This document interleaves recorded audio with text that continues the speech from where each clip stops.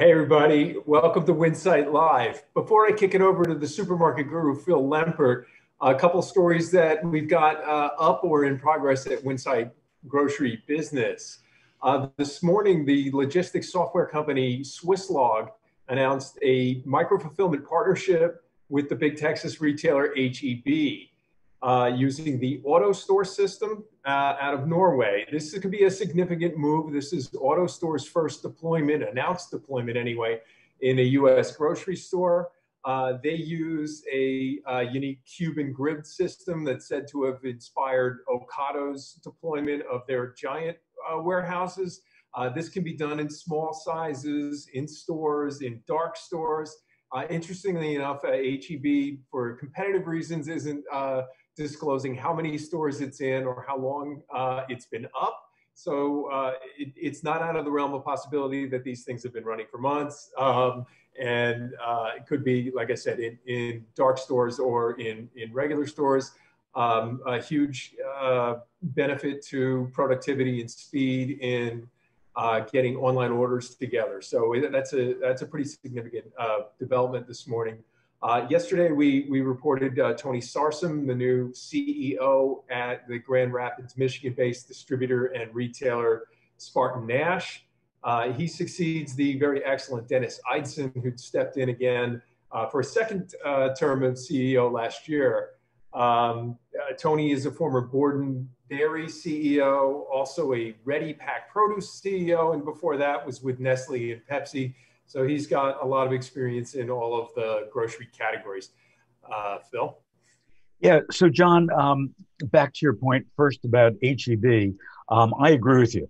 You know, HEB is one of these companies that is stealth, that they do things that, you know, it could be in every HEB store and every central market. We just won't know.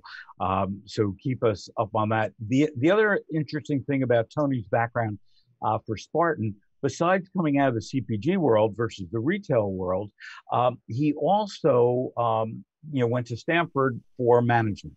And one of the things that I think that Spartan has needed is better internal management and management with, you know, all their partners, all the stores that they serve and so on. So it'll be interesting to see what happens there. Some other late breaking news. This one is very close to my heart. And when I saw this, I almost cried. Seriously, you guys are going to laugh about this. But Kraft Heinz announced that it's selling its natural cheese business. So, you know, what we see is brands like Breakstones, Knudsen, Polly-O, Athenos, Hoffman's, which is a company that my dad had worked at, Cracker Barrel, and Cheese Whiz. They're getting rid of their cheese business. To me, that's amazing. They've been trying, you know, Miguel Patricio, the CEO, has been trying to sell Maxwell House coffee since he got there about 2 years ago, but I never saw it coming with the cheese business. Also, as a result of COVID-19, what we've seen, obviously a lot of farmers markets around the country, there's about 7,000 of them, have been closed or limited in size. But the interesting, and if you look at the numbers overall, they've declined about 25%. But at the same time, CSAs have increased 25%. So it's really a switch over to more convenient, same thing that we've seen with delivery with groceries, now with produce. Also this morning, found out that Aldi fan favorites were announced. And Aldi has been doing this for a number of years. Not really, it's only the second year. Aldi fan favorite survey, more than 1,770,000 people, shoppers voted, 4 times the votes as they got last year. The number one absolute favorite Aldi product is Mama Cozy's Take and Bake Deli Pizza. That's the number one. Number 2 is Winking Owl Wine. And number 3 is Appleton Farms Spiral Sliced Double Glazed Brown Sugar Ham. And last, before I turn it over to Pat, I don't know if you all got this morning too, but National Restaurant Association announced that 100,000 restaurants have closed since the pandemic began. 100,000 restaurants. That means 3 million employees are still out of work. the industry is on track to lose $240 billion in sales by the end of the year. And it equates to 1 in 6 restaurants that are closed permanently or long-term. So with that good news, Pat, what's going on in the food service world that's more uplifting? Well, I'm going to talk today about stadiums because football season started last Thursday and fans were anxious to get back in the stands, but only 25% are allowed in at this point in most of the stadiums. But the food service is kind of pivoting, like everything else, to change with the times. So fans are no longer allowed to come up to kiosks to get like a hot dog or a burger. They have to order from their seats with an app. At Hard Rock Stadium in Miami, they have the Dolphins app, and they can order and pay before they come up and get their food. And then, of course, there's like social distancing while you come to get your food. And they're doing mostly fan favorites. They've really streamlined the menu. So they're focusing on pizza, burgers, hot dogs, that kind of thing. And down in the Dallas Cowboys Stadium, the AT&T Stadium down in Dallas, they actually are doing mostly handhelds. They're also doing contactless order and pay, but they have mostly handhelds. But some of the specialties are kind of geared to Texas fans, like Korean hot dogs and cheesesteak hand pies and that kind of thing. Wait a minute. A Texas favorite is a Korean hot dog? Well, there are a lot of Koreans down in Texas. Are there really? Yes. So they top it with like kimchi, and it looks like a hot dog, but it's topped with kimchi. And they're just doing a little more inventive kinds of food. But they also started this AT&T Stadium at Home, so people can, get these packs delivered or picked up, and have a tailgate party at home, because tailgating is really off limits this year. Sure. So there are a lot of pivots, a lot of creative ideas coming out of this. Yeah, very smart idea. I guess my question is, when you order it with the app, you still have to go up and get it.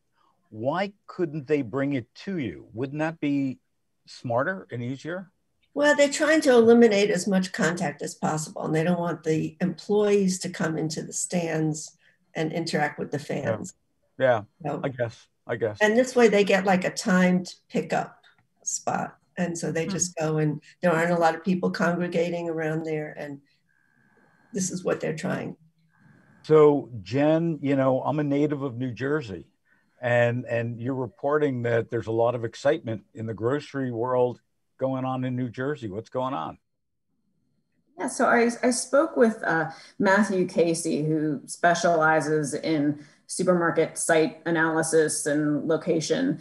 And his offices are in the area of Wayne, New Jersey, where Whole Foods is opening. They've been opening these huge, beautiful stores lately. They're kind of on a tear of these, really showplace kind of stores.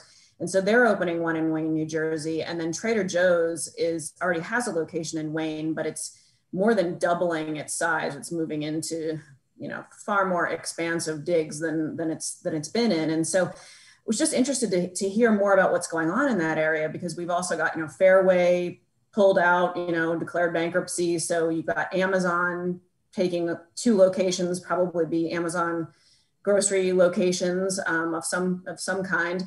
And then a third location was purchased by the owners of Food Bazaar. So there's just a lot of competition. But of course, then you've got ShopRite there, who's really dominated that area for forever.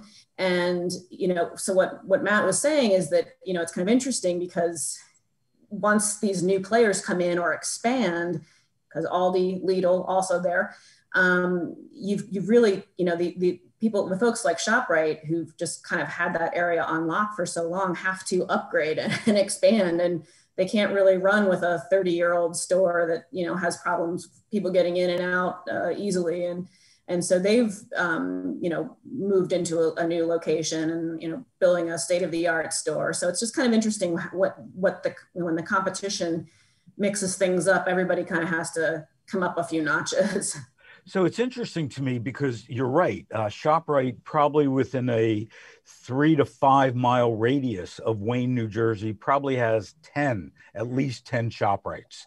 And going back, some of the ShopRite owners were upset with other ShopRite owners that they were competing against each other. Now they've got all this other competition in there. And Wayne, New Jersey is I don't want to say it's an upscale area, but it's almost an upscale area. A lot of individual homes and so on. To me, it just looks like, it's going to be overstored really quickly with all this. It's pretty. It seems the competition seems intense, but Matt's take is it already was. But I think it's he doesn't really see that there's necessarily more sites. It's just, like Whole Foods location was a former A&P. It's more like a changing of brands, a changing of the guard, and then they move into that space and they make it beautiful. Yeah, if I could add one thing to that, it sounds a lot like the stories I've been writing about on Long Island, which is only, as the crow flies 20 miles away, and where you've got, quite a bit of competition. The other thing we got to keep in mind with ShopRite is, they did something for ShopRite, which was pretty radical last year, in that they introduced the kind of everyday low price program for the first time that they call Low Price Promise. And I'm sure at some level that acknowledges the Aldis and the Lidls coming their way. Also, their big, private brand revamp that they've done in the years. So they're hardly standing still while these new guys come in, and that's all part of it. Yeah, ShopRite, continues to be smart and nimble and getting, some expansion into New York City by taking, the flagship Fairway store and some of the other Fairways as well. It'll be interesting to watch. Very, very interesting to watch that, we used to always look at Phoenix as the most competitive market. Now we've got Long Island, now we've got Wayne, New Jersey, and so on. And Brett, when we look at the C-store business, we're seeing a lot of expansion there as well. Yeah, absolutely. So one big piece of expansion we just posted on CSP Daily News this morning, Sheetz is planning to open as many as 60 new convenience stores in the Columbus, Ohio market through 2025. So Sheetz just opened its first 2 new locations in the Columbus area, and they actually said between April 2021 and December 2021, they want to open more than a dozen in that area. So Sheetz is the 14th largest convenience store chain in North America. They have more than 600 stores. However, only 43 of those stores as of January 1st of this year were in Ohio. So they definitely are looking to expand more in that market. And then Sheetz also said beginning in 2022, they plan to open about a dozen new stores annually in Columbus through 2025. So big news there from Sheetz expanding in Ohio. So Brett, I don't know if you've gotten a glimpse of the store format, because obviously a lot of the new Sheetzes that have been built for in-store dining, whether it be for lunch or dinner. Do you think that with the expansion into Ohio with the pandemic, that's going to continue, or are they going to reconfigure the stores? That's a great question. I'm not 100% sure. I can't say, but Sheetz is one of the more food-focused convenience stores out there. People on the West Coast, or on the East Coast, excuse me, they love Sheetz. In Pennsylvania. They love it. So I would guess that they're going to stick to their format, food-focused. They want people to come in and eat their food first and foremost. Whether the pandemic has changed that remains to be seen, but I'm going to assume that it's business as usual for them with these new stores. Yeah, because, right before the pandemic, probably about 3 or 4 months before, they had unveiled their new format, their new decor inside, and it was fabulous. It was a gorgeous store, and, wish them well. They're really a great operator. So Kat, what are you thinking about these days? So, e-commerce has really boomed through this whole pandemic, and it has forced independent grocers especially to up their game when it comes to e-commerce. They maybe had thought they could get by without offering it, but that is no longer the case. So Hala, a taste intelligence company, has partnered with Local Express, which offers e-commerce platforms to independent grocers to provide a personalized shopping experience when customers use either the app or the website of the independent grocer. So what it does is it takes into account the shopper's buying patterns and habits, so it can recommend based on that individual shopper what the app thinks they may need.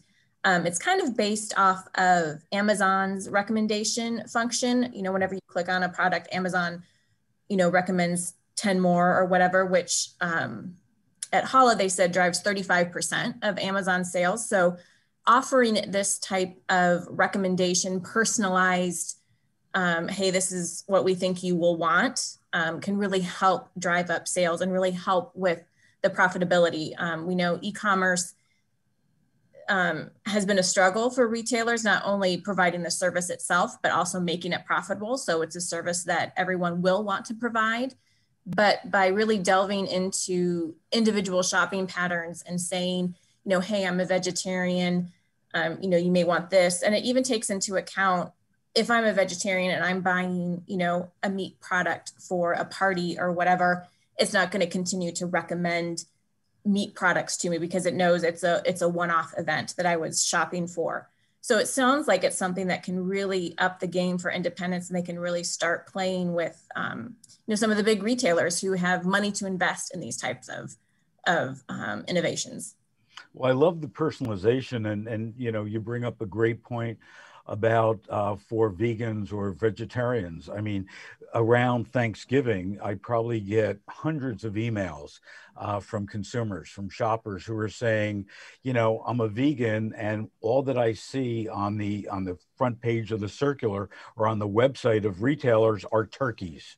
Can't they figure out that I'm a vegan? So here's somebody who's figuring it out. And talking about technology, John, you know, Walmart is doing something with drones.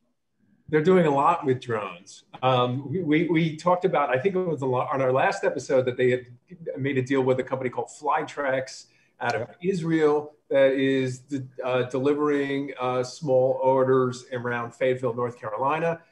This week, they confessed that they've got a deal. I wouldn't say confessed. They revealed a separate deal with a company, and the name is escaping me at the moment.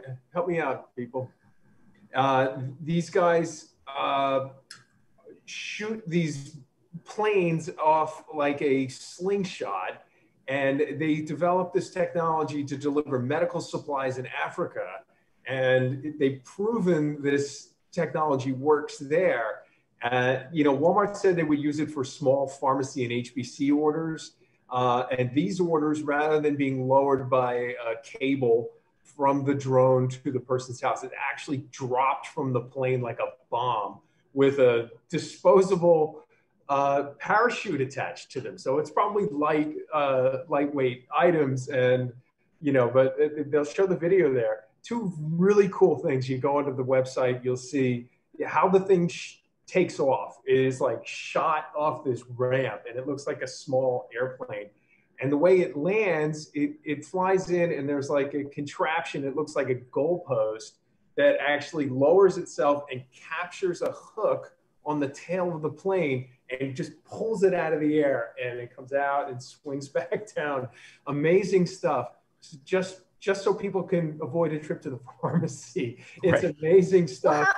How does it have accuracy though? How can it? Well, the company's name is Zipline, so it probably operates very similar to, you've all been ziplining, but that's kind of what it happens. Like they just push you off and you just go until something catches you. That's, yeah. You know, it's AI and geospatial technologies and all these things that they've tested. You know, they build the airplane part by part. There's each thing has got, you know, a code on it that you can scan and make sure that it's safe before it goes off in the world. And it's got a battery pack. It's like instructions all sent in there. But, you know, I mean, the interesting thing is that Walmart's confident that this thing can work. And, you know, Walmart wouldn't be trying it, you know, if they didn't think it could be worse. And the quote from Tom Ward was, you know, they have the ability to do a kind of a national scale rollout on this thing. Obviously, they'll test it first and make sure, you know, that it works. But, you know, look, it you know, got medical equipment to hard to reach places in Rwanda. You know, it could probably get a you know, pharmacy order to somebody in Bentonville. But what about the human factor with all this stuff that we're talking about? All these technologies, the drones, I was watching the video as you were talking, John, about this thing coming down. Aren't we just driving human beings to stay in their homes? I mean, I would be afraid that one of these parachute things are going to hit me in the head. You know, have visions of the cartoons where, you know, the piano splats people. Yeah.